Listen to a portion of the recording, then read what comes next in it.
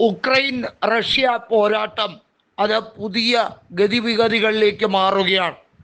1200 ദിവസവും പിന്നിട്ട് സമാധാനം ഒരിക്കലും പുനഃസ്ഥാപിക്കപ്പെടാൻ സാധ്യതയില്ലയോ എന്ന വലിയ ചർച്ചകൾക്ക് വഴിയൊരുക്കുകയാണ്.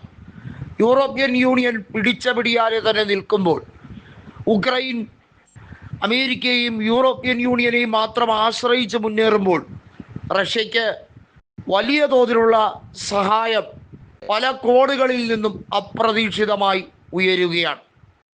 നമുക്കറിയാം, അമേരിക്ക നടത്തുന്ന ഏകാധിപത്യ നടപടി അമേരിക്ക പല രാജ്യങ്ങളെ സാമ്പത്തികപരമായി തകർക്കാൻ വേണ്ടി നെറികെട്ട കളികൾ കളിക്കുന്നു.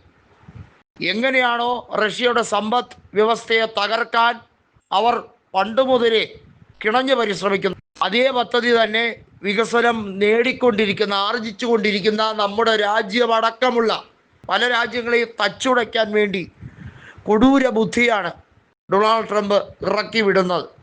ഇതിനെതിരെ ശക്തമായ പ്രതിഷേധവും വ്യാപകമായ അനിശ്ചിതത്വവും തുടരുകയാണ്. എണ്ണ ഉപരോധം റഷ്യക്കെതിരെ നടത്തുമ്പോൾ റഷ്യ യുദ്ധത്തിൽ ജയിക്കാതിരിക്കാൻ സാമ്പത്തികപരമായി തകർത്താൽ മതിയെന്ന ട്രംപിൻ്റെ മണ്ടൻ സിദ്ധാന്തം പൊളിച്ചെഴുതുകയാണ് ഇപ്പോൾ വ്ളാഡിമിർ പുടിനും റഷ്യയുടെ വിദേശകാര്യമന്ത്രി. നേരത്തെ തന്നെ റഷ്യയുടെ മുൻ പ്രസിഡന്റായിരുന്ന ദിമിത്രി മെദ്വദേവ് പറഞ്ഞു, ഞങ്ങളുടെ കയ്യിൽ ഏറ്റവും മാരകമായ ദ മോസ്റ്റ് ഡെഡ്ലിയസ്റ്റ് വെപ്പണുണ്ട്. അമേരിക്കയ്ക്കെതിരെ അത് പ്രയോഗിക്കാൻ ഞങ്ങളെ കൊണ്ട് നിർബന്ധിതമാക്കരുത്. ഞങ്ങളുടെ സമ്പദ് വ്യവസ്ഥ തകർന്നിട്ട് അമേരിക്ക സമാധാനപരമായി ആഘോഷിക്കില്ല, ഞങ്ങൾ തകർന്ന് തരിപ്പണമാകും എന്ന വ്യാമോഹം മാത്രമാണ് ട്രംപിനുള്ളത്.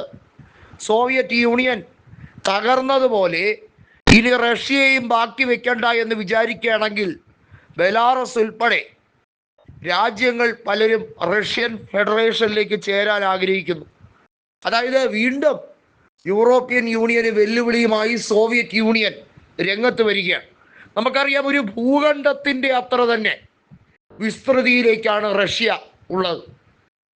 അതായത് ഏത് രാജ്യമെടുത്താലും നമുക്കറിയാം ആ രാജ്യത്തിൻ്റെ ഒരു വിസ്തൃതിയുടെ കാര്യം.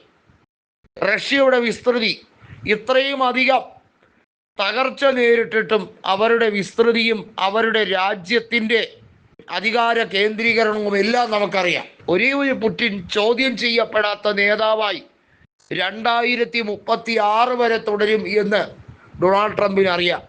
ഡൊണാൾഡ് ട്രംപ് അന്ന് ഈ ഭൂമുഖത്തുണ്ടാകുമോ എന്നത് മാത്രമാണ് നമ്മൾക്കറിയേണ്ടത്. കാരണം ട്രംപിനെ സംബന്ധിച്ചിടത്തോളം 2ാം ഊഴം കഴിഞ്ഞാൽ വെറും ഒരു ബിസിനസ് മാൻ, അതിനപ്പുറത്തേക്ക് ട്രംപിനെ ആരും വില കൽപ്പിക്കില്ല.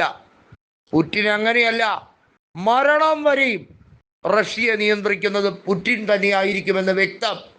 ട്രംപ് തീ കൊണ്ട് തലചൊറിയുകയാണ്. സെലൻസ്കിയെയും ഉക്രൈനെയും അടിച്ച് ചുരുട്ടിക്കൂട്ടി റൊട്ടിപ്പരുവത്തിലാക്കാൻ പുടിന് അറിയാഞ്ഞിട്ടല്ല. പുടിൻ ഒരൊറ്റ ലക്ഷ്യത്തിലാണ്. ഉക്രൈനിൽ യൂറോപ്യൻ യൂണിയനും അമേരിക്കയുടെ കുടില ബുദ്ധിയുടെയും ഭാഗമായി റഷ്യയ്ക്ക് നേരെ കടന്നാക്രമണം നടത്തുന്ന സെന്ററുകൾ സ്ഥാപിക്കുന്നതിനെതിരെയുള്ള ആക്രമണമാണ് റഷ്യ നടത്തുന്നത്. നിലനിൽപ്പിൻ്റെ പോരാട്ടം. അത് പുടിൻ്റെ ദൗർബല്യമായി കണക്കാക്കണ്ട.